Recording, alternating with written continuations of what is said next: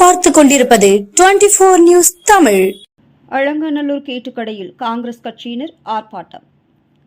பாராளுமன்றத்தில் மத்திய மந்திரி அனுராக் தாக்கூர் காங்கிரஸ் எம்பி ராகுல் காந்தியை அவதூறாக பேசியதை கண்டித்து மதுரை மாவட்டம் அலங்காநல்லூர் கேட்டுக்கடையில் வடக்கு மாவட்ட காங்கிரஸ் சார்பில் வடக்கு மாவட்ட தலைவர் ஆலத்தூர் ரவிச்சந்திரன் ஆலோசனையின் பேரில் மாவட்ட பொருளாளர் நூர் முகமது தலைமையில் கண்டன ஆர்ப்பாட்டம் நடைபெற்றது.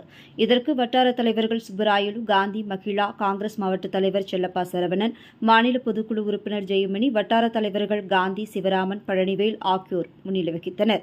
நகர் தலைவர் சசிகுமார் வரவேற்றார். இந்த ஆர்ப்பாட்டத்தில் பாராளுமன்றத்தில் ஜாதிவாரி கணக்கெடுப்பு நடத்தப்பட வேண்டும் என காங்கிரஸ் எம்பி ராகுல் காந்தி கோரிக்கை வைத்ததற்கு மத்திய மந்திரி அனுராக் தாக்கூர் அவதூறாக பேசியதை கண்டித்தும், எதிர்க்கட்சிகள் ஆளும் மாநிலங்களில் பட்ஜெட்டில் நிதி ஒதுக்காததை கண்டித்தும், ஏழை எளிய மக்களை தொடர்ந்து வஞ்சித்து வரும் மக்கள் விரோத பாஜக அரசை கண்டித்தும் கண்டன கோஷங்களை எழுப்பி ஆர்ப்பாட்டத்தில் ஈடுபட்டனர்.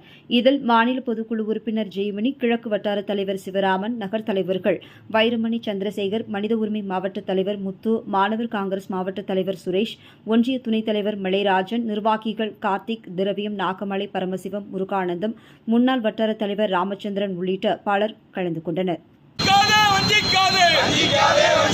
தமிழகத்தை வஞ்சிக்காதே.